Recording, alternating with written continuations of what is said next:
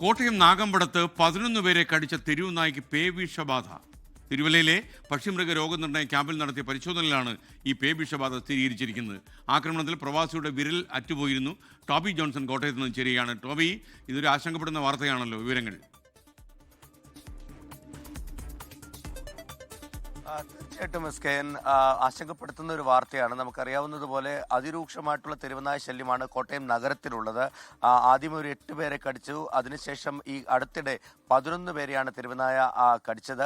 ആ തെരുവുനായയാണ് ഇപ്പോൾ കഴിഞ്ഞ ദിവസം ചത്തിരുന്നു. അതിനുശേഷം പോസ്റ്റ്മോർട്ടം അടക്കമുള്ള കാര്യങ്ങൾ ചെയ്തിരുന്നു. അപ്പോഴാണ് ഇതിന് പേവിഷബാധയുണ്ട് എന്നുള്ള കാര്യത്തിൽ ഒരു സ്ഥിരീകരണം കൂടി വന്നിരിക്കുന്നത്. ഇത് വലിയ ആശങ്കയുണ്ടാക്കുന്നുണ്ട്.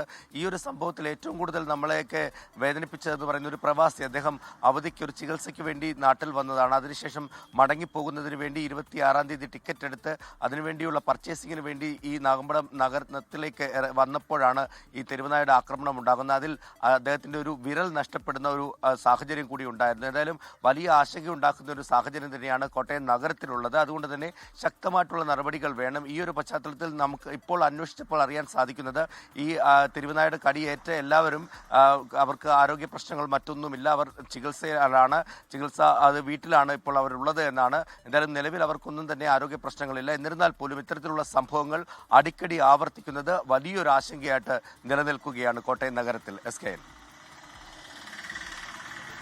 Thank you Toby Johnson. ലോകത്തെവിടെയായാലും ഏത് സമയത്തും 24 വാർത്തകളും ഓഗ്മെന്റഡ് റിയാലിറ്റി പാക്കേജുകളും എക്സ്പ്ലെയിനറുകളും വിശദമായി കാണാൻ ഞങ്ങളുടെ യൂട്യൂബ് ചാനൽ നിങ്ങൾക്ക് സബ്സ്ക്രൈബ് ചെയ്യാം.